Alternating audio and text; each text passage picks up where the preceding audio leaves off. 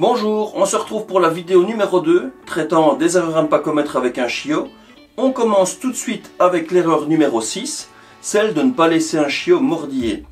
Dès que le chiot arrive chez vous, prenez l'habitude de ne pas laisser mordiller. C'est une chose tout à fait normale chez le chiot parce qu'il découvre tout son entourage et les textures avec ses dents, à l'inverse de nous qui pouvons le faire avec nos mains. Mais ce qu'il y a, c'est qu'il faut lui apprendre et rediriger automatiquement ses petites morsures vers des jouets qui sont adéquats. Si ce sont des mordillements qui sont sur vous, sur vos mains, vos vêtements, tout ce qui est corporel, alors à ce moment-là, la solution est de japper, donc de couiner relativement fort, de détourner votre regard sur le côté, une petite seconde, ensuite de lui refaire face et de lui donner directement un jouet approprié. Comme jouet approprié, il y a les jouets en caoutchouc assez solides, mais malgré tout souples, tels que des pneus par exemple. Là vous voyez Pep s'est occupé à jouer justement avec un jouet comme celui-ci, donc en caoutchouc. Il y a vraiment beaucoup de marques qui font des jouets en caoutchouc rigide.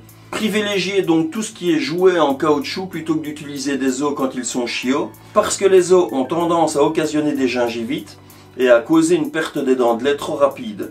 Une fois que le chien aura perdu ses dents de lait, à ce moment-là, vous pouvez lui donner des os autant que vous voulez.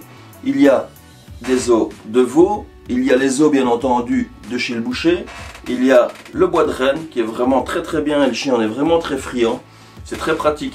Alors ce que vous avez aussi comme jouet qui est vraiment très bien mais qui est à utiliser sous surveillance, c'est tout ce qui est corde à nœud, tout ce qui est jouet en fibre prévu pour les animaux. Ne prenez pas des jouets pour enfants parce que là c'est vraiment pas du tout approprié pour un chien. Les fibres qui sont à l'intérieur ne sont vraiment pas du tout adaptées et vous allez voir que tous les jouets qui sont destinés aux chiens malgré tout contiennent des fibres qu'il faut éviter que le chien ingère.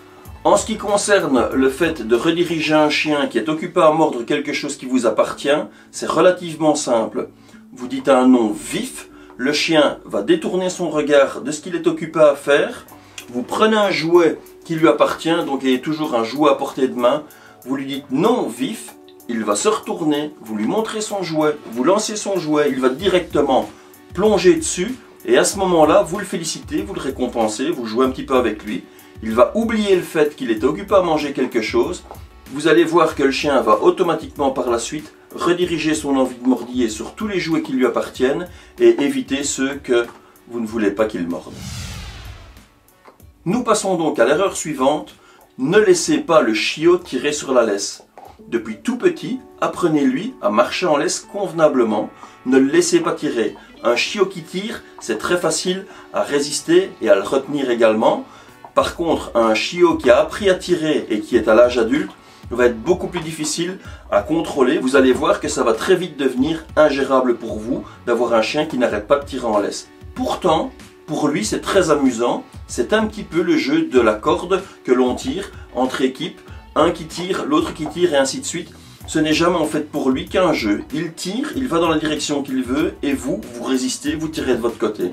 Pour le chien, c'est un jeu. Pour vous, ça ne l'est pas. La manière de lui apprendre, depuis tout petit, apprenez-lui à marcher avec une laisse détendue. La laisse doit être détendue entre le collier et votre main, il ne peut pas y avoir de tension. C'est très simple, vous commencez chez vous avec seulement quelques pas. Vous avancez de 2-3 pas, si le chien tire, vous arrêtez de progresser, vous attendez qu'il se calme, que la laisse se détende et vous réavancez de nouveau.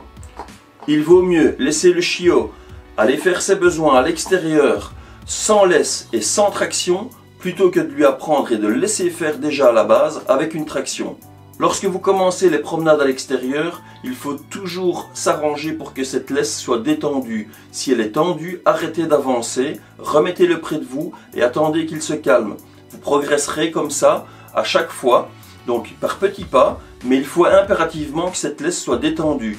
Sinon, il va s'imaginer que c'est la manière de progresser et il prendra l'habitude de tirer sur la laisse. C'est une raison pour laquelle je n'aime pas tellement les laisses à enrouleur, parce qu'elles laissent toujours une tension entre le collier et la laisse, et le chiot, le chien, se rend très bien compte qu'il y a une petite tension permanente.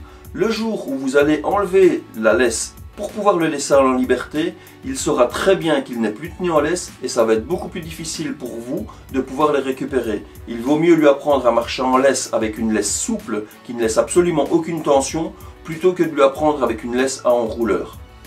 Autre chose, pour terminer ce petit sujet, c'est simplement le fait de ne pas dire au pied en permanence. Si vous dites au pied, ainsi de suite, et à chaque fois que vous ramenez votre chien lorsqu'il tire, vous allez voir que le chien va apprendre simplement que le haut pied, c'est ce comportement de tirer et de jouer avec vous à je tire, tu me ramènes, je tire, tu me ramènes, ainsi de suite. On apprend une commande à un chien que lorsqu'elle est apprise. Même si vous avez difficile à promener votre chien et que vous avez des peines, ne rouspétez pas, ne dites rien. Progressez en silence, remettez-le systématiquement près de vous, mais ne lui dites pas au pied. Lorsqu'il marchera convenablement en laisse, à ce moment-là, vous pourrez lui inculquer la commande au pied. Sans quoi, il va associer le haut pied au fait de tirer sur la laisse, ce que beaucoup de gens ont et ne se rendent pas compte en fait de cette situation. Erreur suivante, ne tenez pas votre chien tout le temps en laisse, laissez-lui de la liberté. Je vous explique. Lorsque le chiot est petit, il reste toujours à proximité de sa mère. Lorsque vous allez récupérer le chiot et que vous allez l'avoir chez vous, profitez justement de ce contact que vous pouvez avoir avec votre chiot. Lorsqu'ils sont petits, il y a un cercle de confiance. Le chiot ne s'éloignera jamais de vous parce que il a besoin de cette sécurité et de savoir qu'il est surveillé. Au plus le chiot grandit, au plus ce cercle s'agrandit jusqu'à disparaître totalement. Si vous avez tenu votre chiot en laisse et que vous ne l'avez jamais laissé en liberté, votre chiot n'aura pas cette habitude, n'aura pas ce cercle de confiance et va directement partir sans s'occuper de vous. Profitez donc de ce cercle de confiance. À chaque fois que vous avez l'opportunité, laissez le chien sans laisse et prenez un jouet avec pour le rappeler. Vous allez vous éloigner un tout petit peu, vous allez reculer, toujours en marche arrière bien entendu. Le chiot va avoir tendance à venir beaucoup plus vite chez vous si vous partez, vous, en marche arrière, plutôt que de lui tourner le dos. Partez en marche arrière, ne vous penchez pas trop au-dessus de lui, et vous allez voir que le chiot va prendre l'habitude de toujours vous tenir à l'œil. Cachez-vous occasionnellement, derrière un arbre, une poubelle, que sais-je, mais n'importe quoi, cachez-vous, le chiot va prendre l'habitude de toujours vous avoir à l'œil et de ne pas s'éloigner de vous. Profitez donc de ce cercle de confiance, et vous allez voir que plus tard, votre chien sera toujours attentif à vous et ne partira pas trop loin. Erreur suivante à ne pas commettre, ne donnez pas à manger à votre chiot avant vous. Ça n'a rien à voir avec la dominance, c'est simplement d'un point de vue hiérarchique. Dans la nature, le chef de meute mange toujours premier et les autres le regardent.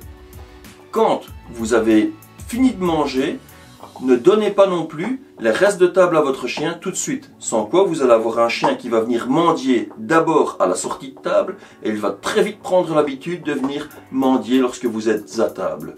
Ce que je fais avec Peps, petit conseil, je lave les déchets de table, les restes de table parce que en général ils sont saucés, il y a du beurre, etc. et ce n'est pas très bon pour eux. Je les coupe en petits morceaux, j'attends une demi-heure voire une heure, même des fois j'attends le lendemain. Mais je ne les mets pas dans sa gamelle. Je les utilise comme récompense pour lui faire des exercices.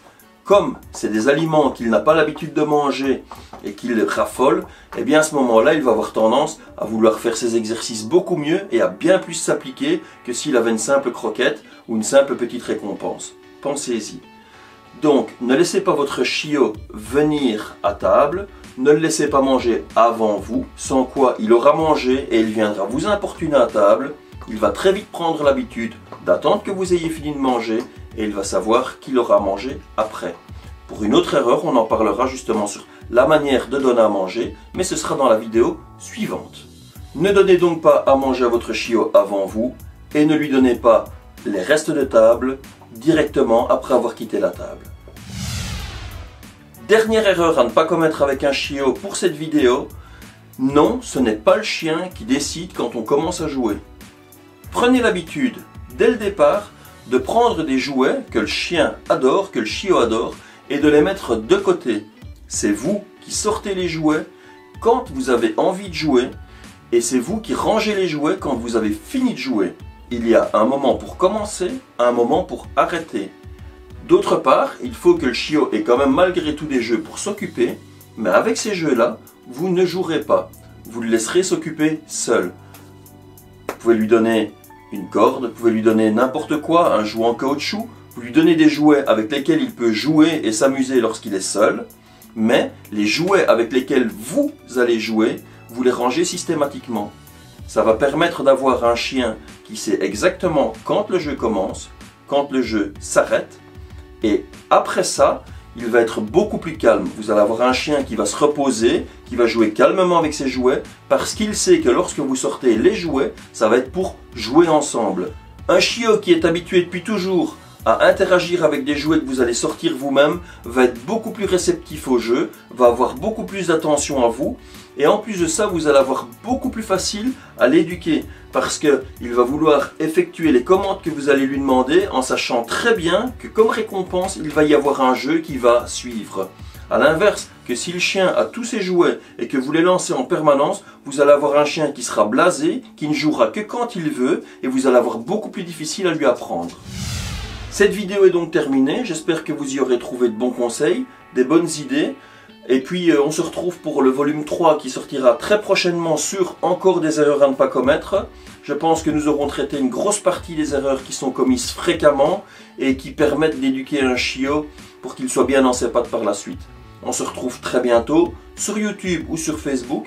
N'hésitez pas, si vous appréciez la page, à mettre un petit pouce, un petit cœur, mettre n'importe quoi, enfin je ne sais pas sur quel support vous allez nous voir, et de le partager avec vos connaissances. On se retrouve très prochainement, et voilà, à bientôt pour la prochaine vidéo.